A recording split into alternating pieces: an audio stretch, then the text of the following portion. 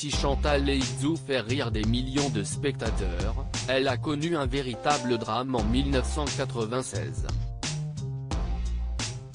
À tout juste 21 ans, son fils aîné, Alix, est mort dans un accident de voiture. Alors qu'elle sera invitée de l'émission extravagante sur Paris Première, CIST, dans un extrait dévoilé par Télé Loisirs, que l'humoriste s'est rappelé combien la mort de ce dernier avait été un tsunami et un choc énorme. Elle a ainsi expliqué « Mais la vie est plus forte et j'aime tellement la vie que j'ai surpassé ça. Mais CIST toujours en moi. CIST à dire que j'y pense tous les jours. Mais la vie est là, la famille aussi. J'ai surmonté ce drame, mais je ne le supporte pas. »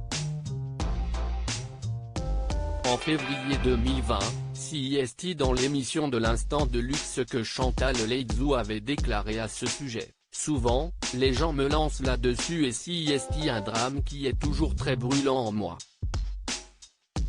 CIST, toujours quelque chose qui est en moi et qui me fait souffrir dès qu'on en parle. En même temps, CIST aussi une façon de le faire revivre. Le fait d'en parler, peut-être que ça peut aider des gens à qui CIST arrivait aussi. Mais CIST vrai que CIST toujours très sensible. En toute transparence, l'humoriste avait ajouté « GTK. Oh. GTK.O pendant 2 ans. Je commençais à faire du théâtre. Après, j'ai fait une pièce à succès.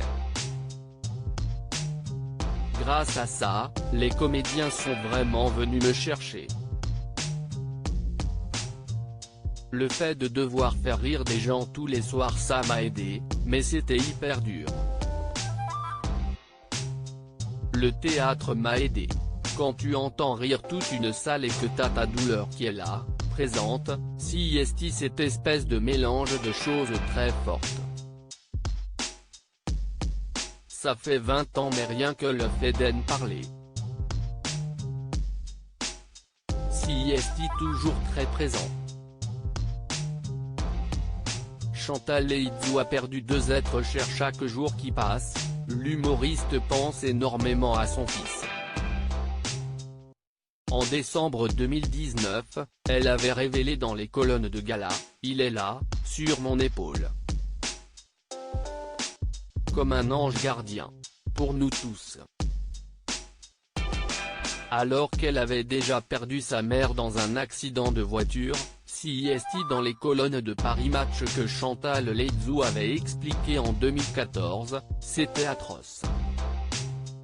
Je revivais ce que j'avais déjà vécu à 15 ans, avec ma mère.